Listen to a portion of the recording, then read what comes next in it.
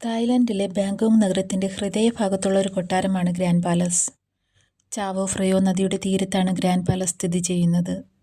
1782 മുതൽ സിയാം രാജാക്കന്മാരുടെ ഔദ്യോഗിക വസതിയായിരുന്നു ഈ കൊട്ടാരം. ചക്രി രാജവംശത്തിന്റെ സ്ഥാപകനായിരുന്ന രാമ ഒന്നാണ് കൊട്ടാരത്തിന്റെ നിർമ്മാണം ആരംഭിച്ചത്.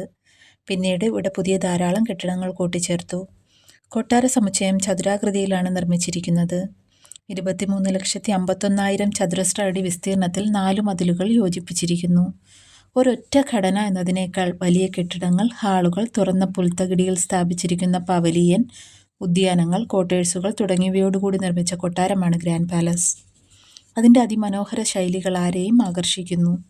200 വർഷത്തെ ചരിത്രത്തിൽ തുടർച്ചയായി വാഴുന്ന രാജാക്കന്മാർ നിരവധി ഭാഗങ്ങളായി തിരിച്ചിരിക്കുന്ന ഈ കൊട്ടാരം പുതുക്കി പണിഞ്ഞിരുന്നു.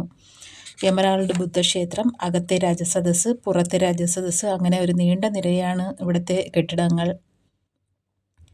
അതിവിശുദ്ധമായ എമറാൾഡ് ബുദ്ധക്ഷേത്രം തായ് ജനതയുടെ അതിയായ ഭക്തിയുടെയും അഭിമാനത്തിൻ്റെയും പൈതൃകമാണ്. 14-ാം നൂറ്റാണ്ടിൽ നിർമ്മിച്ചതാണ് ഈ ബുദ്ധപ്രതിമ.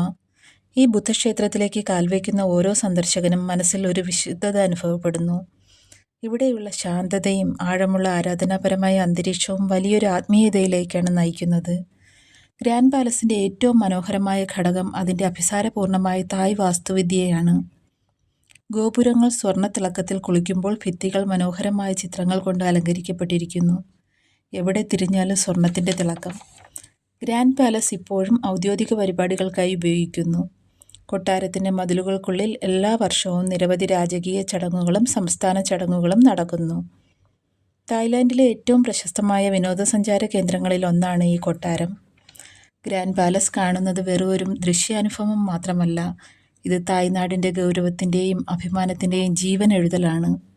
ഓരോ കല്ലും, ഓരോ നിർമ്മിതിയും, ഓരോ പ്രതിമയും അതിൻ്റെ പശ്ചാത്തലത്തിൽ നൂറ്റാണ്ടുകളുള്ള കഥകളുമുണ്ട്.